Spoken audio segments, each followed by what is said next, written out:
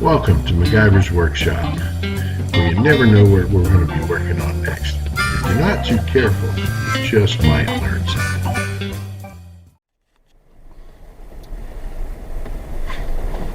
All right, we are rolling.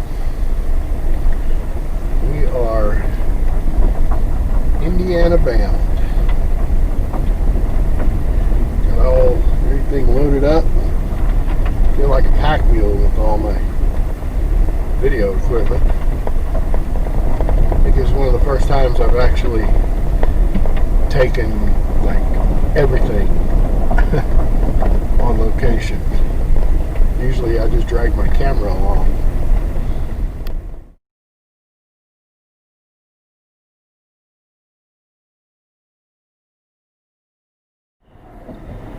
And we are here. It's always neat being part of a new plant build out. Everything's so new and cool looking.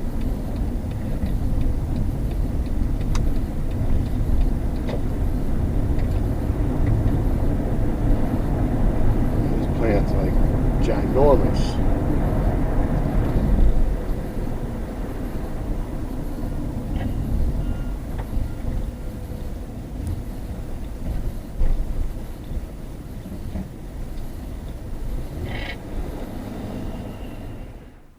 I'm Michael Palladini, Assistant IT Support Manager for NHK International, and we are at the Frankfort, Indiana new plant site for NHK Seating, and we are going to be installing some supplemental solar power equipment, and I made a insert, James Green's idea of how to be able to mount our charge controllers and transformers into a standard server rack.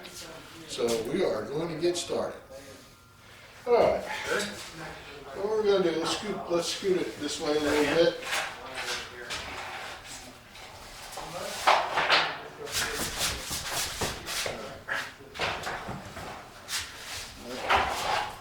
Put this up right back here.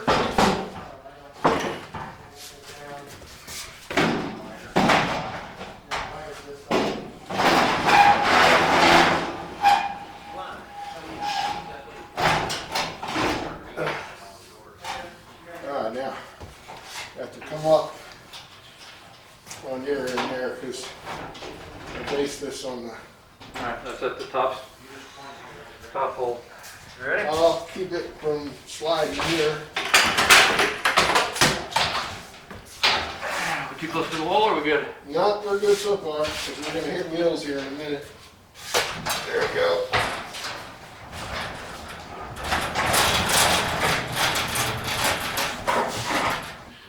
We're good. All right. Now we got all our hanging brackets in here. I was trying to get one of these heavy inverters in here. See if we can do it without killing ourselves. Did we get anything okay? Hey, about that, huh? That went less painfully than I expected. There we go. Now tomorrow,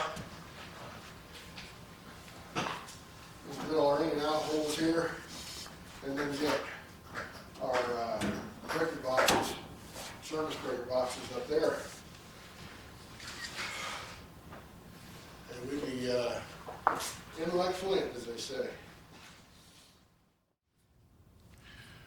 Hey, so one of the interesting bits of this project, though it's also the most tedious and the most boring, is wiring all this stuff up. So for some reason it's not as fun as, like, you know, wiring up a massive bass system in your car, you know. But what we have to do with this is you end up having to make your own power cables. And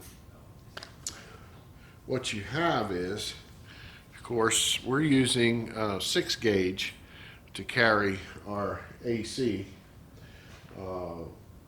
And what I'm making right now is a cable to go from the output of the charge controller inverter, and it's going to go down and then up and come into the auto transformer.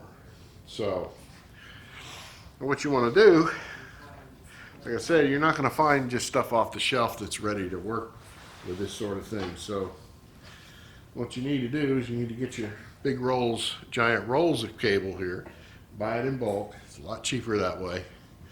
And then, you know, you strip your little end off right here so you have about that much. And a tool like this is, you know, usually pretty handy for that. Or if you've done it a billion times, then you can take and use a knife and that sort of thing. And then you have these lugs. And what you need to do is you basically need to use a hydraulic crimper to put these lugs on, because this is just like making a battery cable is what it is, like almost for like a car battery.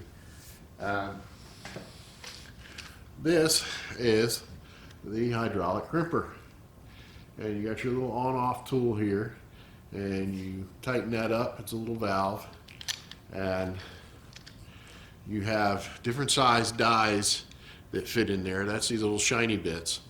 And if I was working on a much bigger, fatter cable, then I'd have a bigger die in here. And then what you do is you take and you put your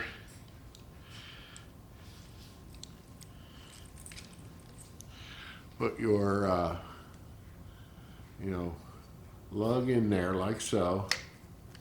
And what I do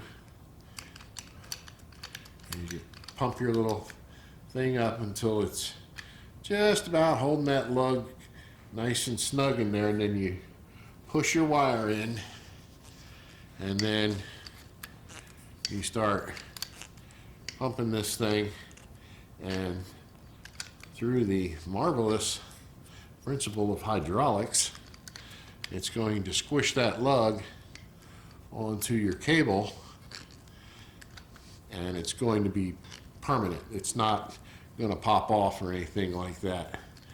Not like your little cheesy crimp connectors that you use in your car. So, and what you do is you just keep pumping this thing until you can't pump her anymore, and you'll know it's done.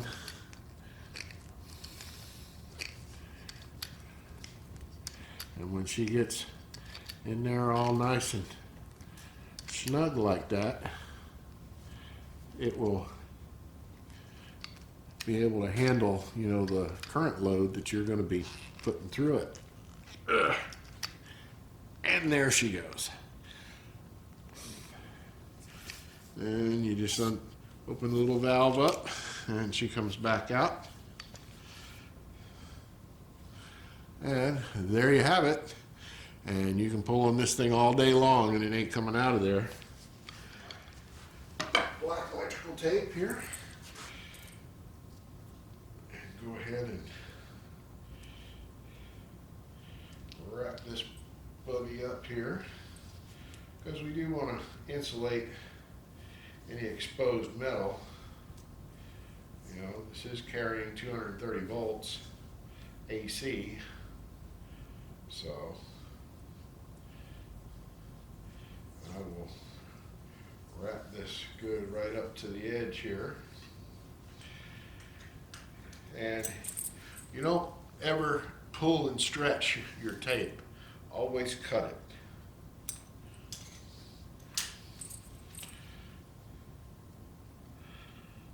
All right. And there we go.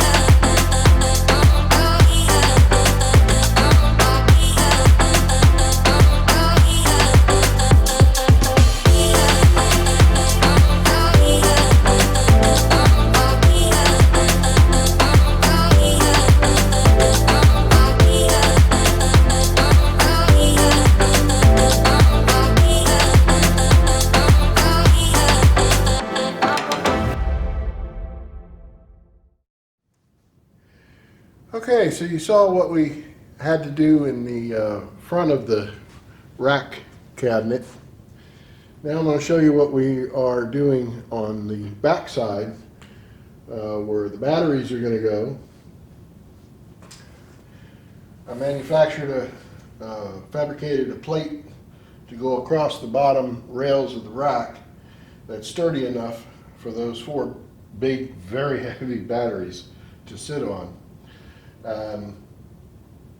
What that allows us to do is to make this a completely portable unit. So anywhere we can roll this thing, it'll go.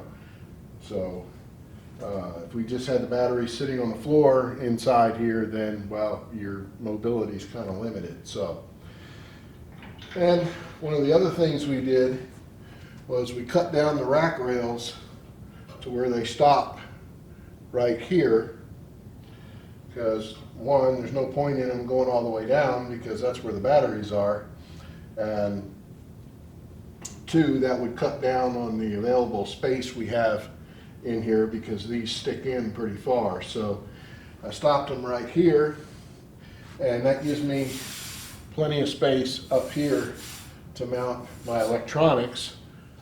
So all your batteries will connect to one of these, and then it'll go out from here up front to the inverters, and then this is the charge controller. So these devices here have to be mounted on this back panel, and that's what I'm fixing to do.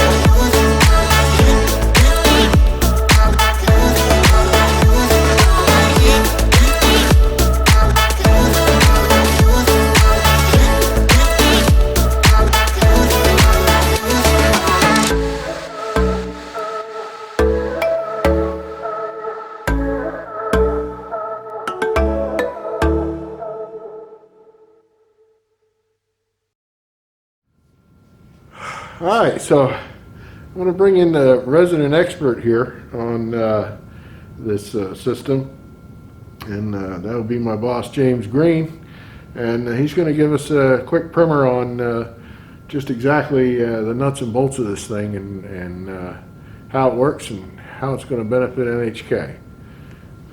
All you, James. So it's basically a UPS on steroids. We've got 2 inverters. Each inverter feeds a transformer. Once we go into the auto transformers, the other advantage you have is coming out of here, the European style gives you essentially a hot and a neutral instead of the US side, which is 2 hots and a neutral. So when we come into the auto transformer, you have a hot and a neutral going in, and then the auto transformer creates its own neutral, which then gives you 2 hots and a neutral coming out, which also works to balance the draw across the 2 hots. So when we come in, they work to balance it out to give you true 50 amps on each leg, 100 amps total. Makes it run weird. All right, let's spin this thing around here and let's get a look at the backside.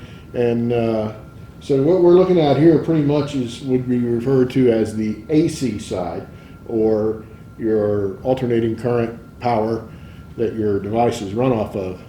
We'll spin this thing around and get a look at the backside, which is going to be the DC side, which consists of the batteries and the line ins for your solar cells, which are going to be up on the roof.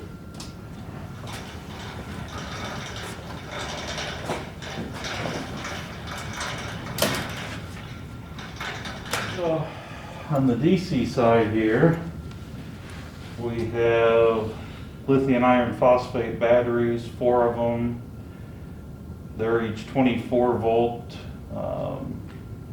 roughly 2.4 kilowatts each, right around 10 kilowatt total of battery power. Solar charge controller, so we'll come in solar from the roof into the solar charge controller across the shunt and distribution bars here. The shunt will give us all the metrics and information on what's going in and out of the battery. One of the advantages over a traditional UPS is the Victron inverters, along with the solar charge controller, will allow us to work together to say that we want to draw off of the solar coming in to reduce our electricity usage. So if we have 2 kilowatts of solar coming in, we need 4 kilowatts of AC going out. We'll get 2 kilowatts will come from solar, 2 will come from utility, so it'll reduce our utility consumption. First is always make sure the batteries are charged. Once the batteries are charged, that's when it uses any excess solar power to offset the AC draw. So that's the main advantage of this is just how freaking clever it is. I mean, and so was some other thing I was reading, it can sit there and do all this in real time and bounce between, you know, a little bit of battery, a little bit of solar, all battery, all shore power, or a mix in between. It's like a load balancer, if you will. Correct. And it's also, you have to, if you ever look at building one of these using different components, you have to make sure not all inverters have a UPS feature, which means not all of them can switch real time in milliseconds like you're talking about. So some inverters will do the same thing, but your servers that are being fed from it will shut down and power back up. If it's not quick enough, for sure. So basically you have 4 circuits and 2.5 kilowatts available for a total of 10 kilowatt hours of just flat battery power. And that's based on our needs, so the inverters actually can work in parallel. The 2 can output 10 kilowatts continuous or 5 kilowatt continuous in redundancy. That way, if we have one fail. For us, we needed more of the redundancy. We do the joining those 2 together once it reaches the server side. Each server will be plugged into, we'll have a connection into each inverter. Now, see, as one of the things is in an IT or corporate IT environment, all your big, server level, enterprise level gear, if you have a server or a disk array or network attached storage, they always usually have a double rail type of power supply. So there'll always be at least two power supplies, and they're redundant. So if one fails, it'll fail over, and your server still runs while you pop the other power supply out and fix it, and that way you have no interruption in service. That's why ours is set up in kind of like an A-B configuration, because we're providing two independent separate rails of power, and we're keeping that independence and redundancy all the way from the back of the server, to the plugs on the wall. So that gives us, nothing worse than a server going down, especially for something like that. Now, one of the things that someone might ask in a situation like this is, you always hear about the main barrier being the cost of entry. Just for giggles, what's a rough roundabout price tag on, say, this is basically a 10 kW system, Zilla with a lot of extra ability, but what would somebody look at needing to save up to get into a system like that? And in our case, we're using 12 300 watt panels. Yeah. You're probably, with the panels and everything, 12 to 15,000. Okay, it's coming down. Prices are coming down. Yeah, and I mean, it all depends on how you want to do it. You could configure batteries different. You could use, some different components, but. Well, our focus it always needs to be, 99.9% uptime. So, it's going to cost us a little bit more than it might cost you. It's not quite such a big deal if the lights go out for a minute. So, but when you're in a manufacturing environment and everything's just in time, you can't afford things like that to happen. So, well, thank you, sir. Again, James Green, Vice President of IT, NHK International. Appreciate you taking the time out of your busy day to come and help explain this to folks.